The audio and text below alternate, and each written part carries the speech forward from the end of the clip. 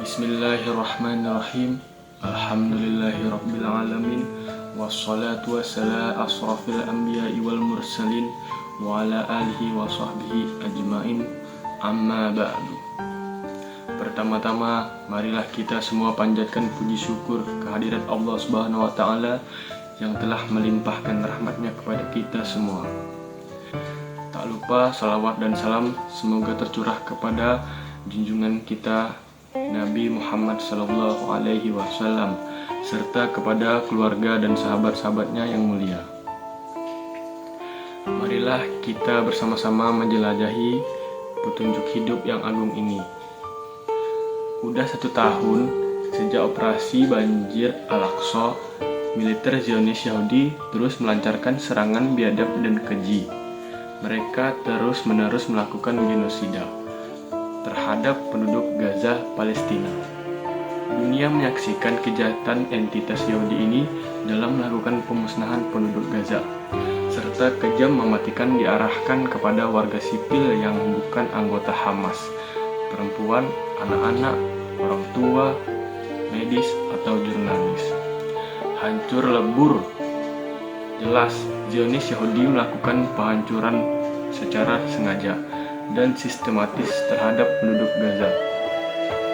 Jumlah bom yang dijatuhkan di Gaza sejak awal konflik menjadi 75.000 ton, lebih banyak dari jumlah pengaboman Dresden, Hamburg, dan London selama Perang Dunia Kedua.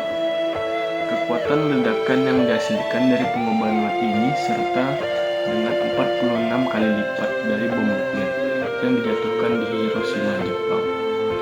60% infrastruktur di Gaza hancur dan sebanyak 814 masjid rusak parah bersama 3 gereja dan 19 kawasan pemakaman.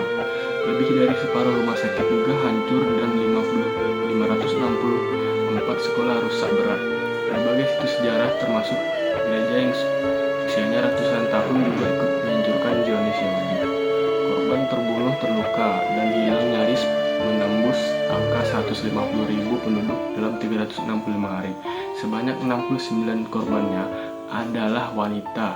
Anak-anak hampir 2,37 juta penduduk mengungsi. Zionis Yahudi dan penduduknya juga memblokade truk-truk bantuan pangan ke Gaza. Zionis Yahudi juga tidak memperdulikan sama sekali aturan dunia dalam peperangan. Mereka dengan brutal menyerang fasilitas rumah sakit sekaligus, membunuh tenaga medis, jurnalis, petugas, dan keamanan, staf medis, wartawan, dan berbagai lainnya. Kekejaman dan kekejian militer Zionis Yahudi tidak berhenti sampai di situ. Bagian-bagian mayat itu mereka jual.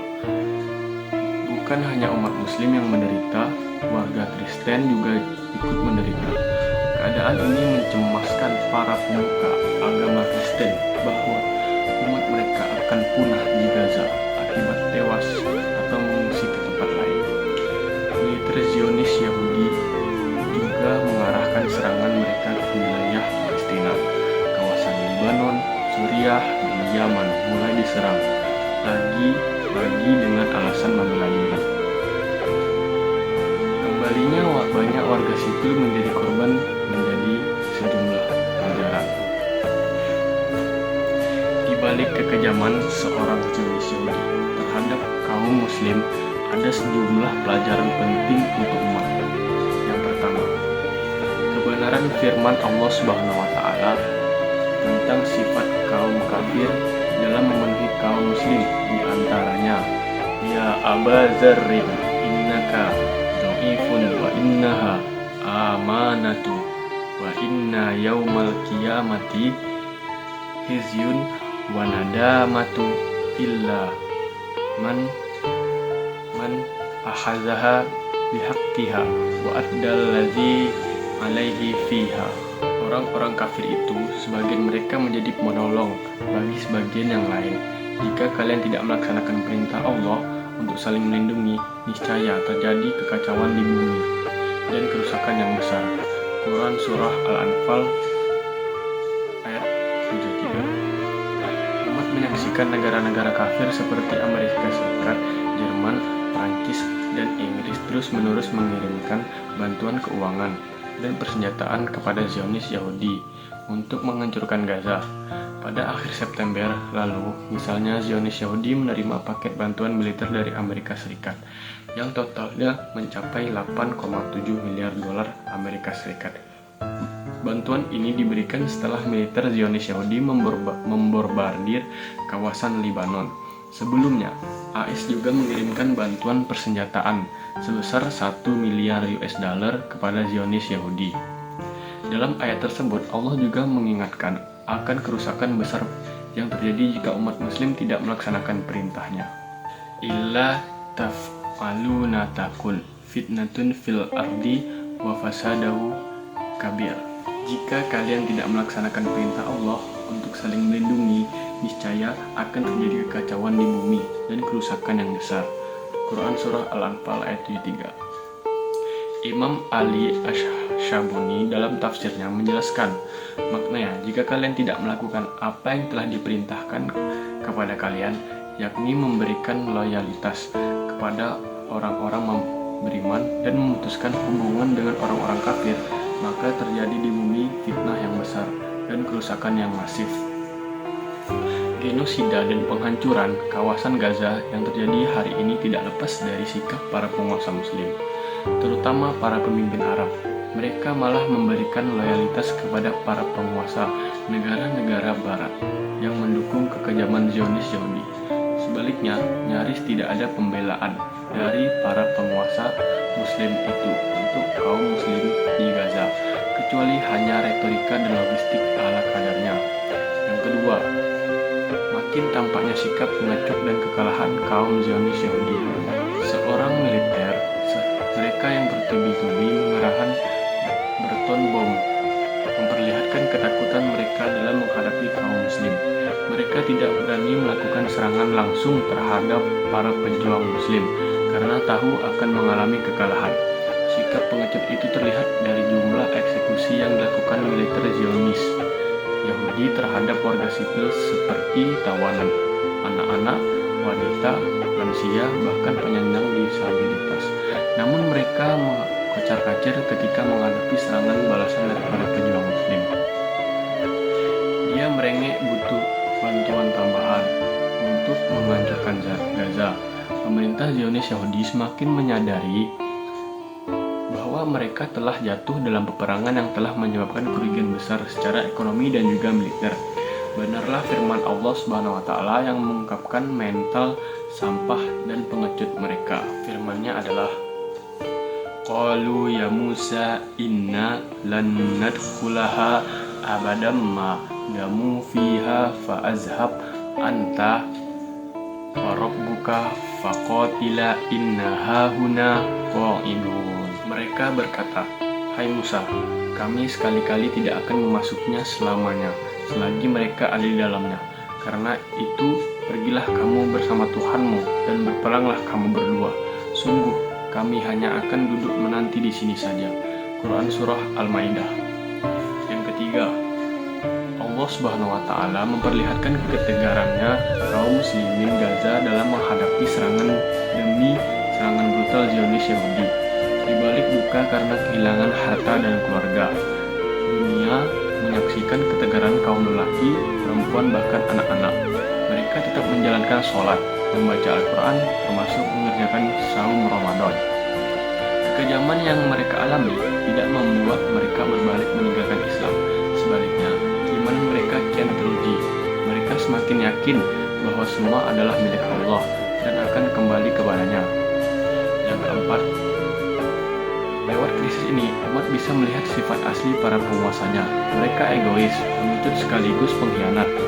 Meski punya kekuatan militer besar, para pemimpin dunia Arab dan Islam memilih untuk tetap menempatkan pasukan mereka di barak-barak mereka, ketimbang mengirimkan pasukan mereka untuk membela darah dan kehormatan umat. Mereka berpura-pura membela Gaza lewat politik retorika atau sekedar memerintahkan doa-doa untuk Palestina.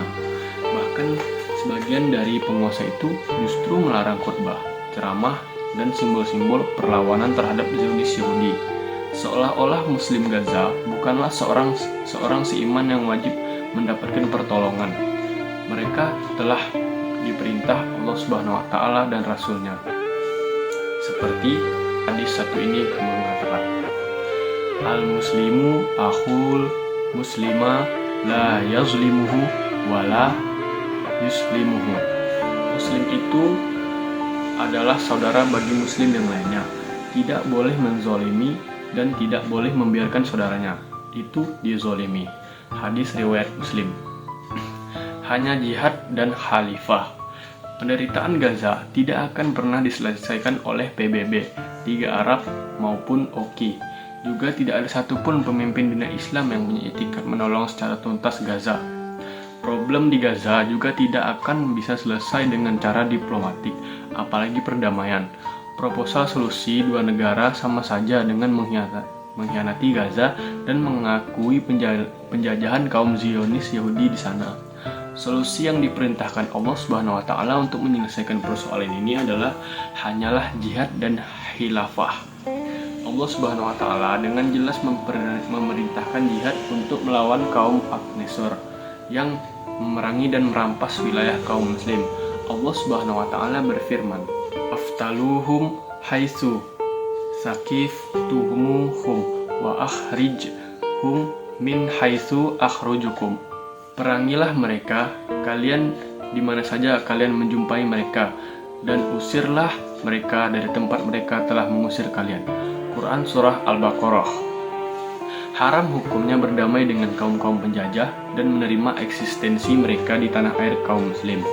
Krisis di Gaza juga akan tuntas sempurna jika kaum muslim memiliki perisai untuk melindungi diri mereka, yakni khilafah Islamiyah.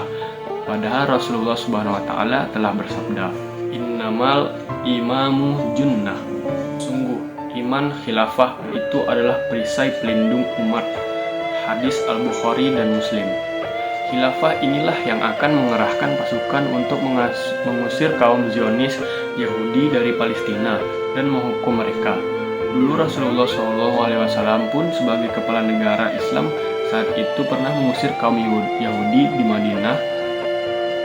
Madinah. Rasulullah SAW sekaligus menghukum mereka karena mengkhianati beliau dan kaum muslim.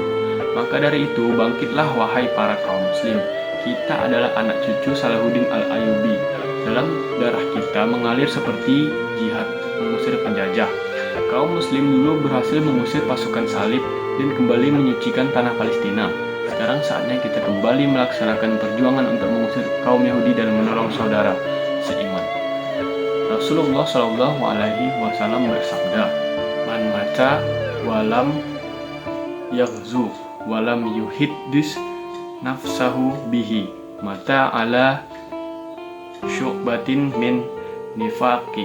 Siapa saja yang meninggal di dunia sementara dia belum pernah berperang atau berjihad atau meniatkan diri untuk berjihad, maka dia mati di atas satu cabang dari kemunafikan.